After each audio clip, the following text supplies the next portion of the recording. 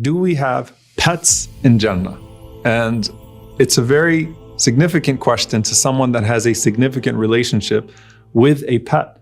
And the Prophet ﷺ definitely talked about animals in Jannah, but they are heavenly animals.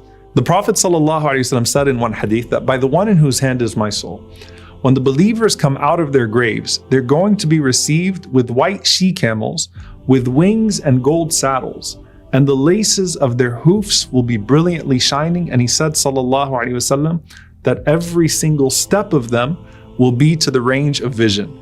So what does this sound like? It sounds like Buraq, the animal the Prophet sallallahu alaihi wasallam rode on the night of Al-Isra wal Mi'raj. So imagine having your own Buraq, your own heavenly animal that takes a step to the end of your sight and that takes you around paradise as you please. So you have the Buraq-like animals that belong to you in Jannah. How many of them? Well, look back at the hadith of Abu Mas'ud radiyallahu ta'ala anhu, where he said that a man brought a she-camel to the Prophet sallallahu alaihi wasallam with a rope through its nose ring. And he said, Ya Rasulullah, I'm giving this for the sake of Allah.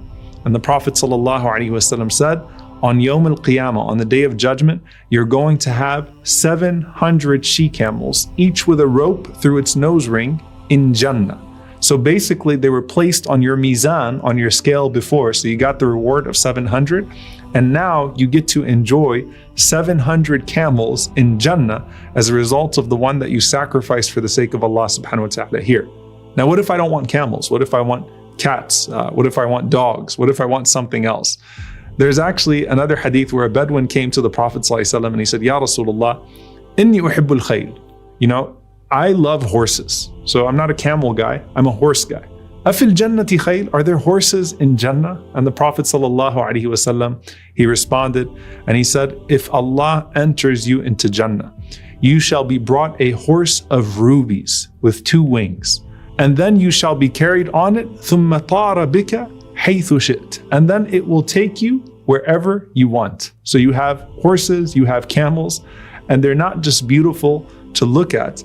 They actually serve a purpose of taking you around Jannah as you please as well. And of course, there are animals as well that you can just admire, exotic animals that are walking around Jannah. You know, we have the narrations about the birds around Al-Kawthar, the fountain of the Prophet ﷺ, and their necks are the lengths of giraffes. You know, think about beautiful flamingos. And you know, if you look at birds, subhanAllah, it's one of the most heavenly creations that exists amongst us in this dunya. Can you imagine the beauty of exotic birds in paradise when the beauty of exotic birds in dunya are so beautiful? And in one hadith, the Prophet ﷺ said, Furashud dhahab, that there are butterflies of gold in Jannah. You know, one of the most beautiful things you'll see, and subhanAllah, it's delicate and intricate to the eye when you see a butterfly garden in this life. Imagine the butterflies of gold flying around Al-Jannah. And of course, gold in Jannah is not like gold here, so the colors will be absolutely amazing. So you have pets that accompany you if you want. You have pets that take you around places.